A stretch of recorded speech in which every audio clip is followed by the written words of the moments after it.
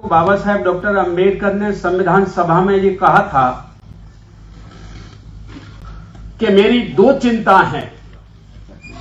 कल 26 जनवरी 1949 को संविधान सभा को संविधान भेंट कर दिया जाएगा। 26 जनवरी 1950 को लागू हो जाएगा। लेकिन मेरी दो समस्या हैं, दो चिंता हैं। दो चिंताओं में मैं पहली चिंता की चर्चा नहीं करूंगा। एक चिंता तो ये थी कि संविधान कितना भी अच्छा हो या कितना भी बुरा हो, ये सभी जानते हैं। दूसरी चिंता थी उनकी कि संविधान में ये व्यवस्था है देश, तो देश ऊपर जाएगा कि जाति और धर्म ऊपर जाएगा, ये चिंता है। अगर देश ऊपर रहता है तो सारी समस्याओं का हल निकाल लिया जाएगा, और देश के ऊपर अगर जाति और धर्म चला गया तो कोई भी समस्या का समाधान मिलने वाला नहीं।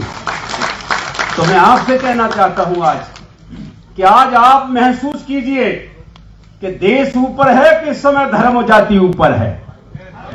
देश ऊपर है, देश ऊपर होना चाहिए लेकिन है नहीं। आज धर्म और जाति ऊपर है। तो बाबा साहेब अंबेडकर आगे कहते हैं कि हम ऐसे जीवन में प्रवेश करने जा रहे हैं जहां पर राजनीतिक बराबरी तो नाम की होगी, लेकिन सामाजिक बराबरी और आर्थिक बराबरी नहीं होगी। तो सामाजिक बराबरी, आर्थिक बराबरी कब मिलेगी?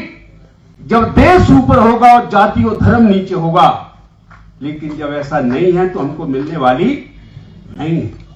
तो सामाजिक गैर बराबरी, आर्थिक गैर बराबरी से हम जूझ रहे हैं।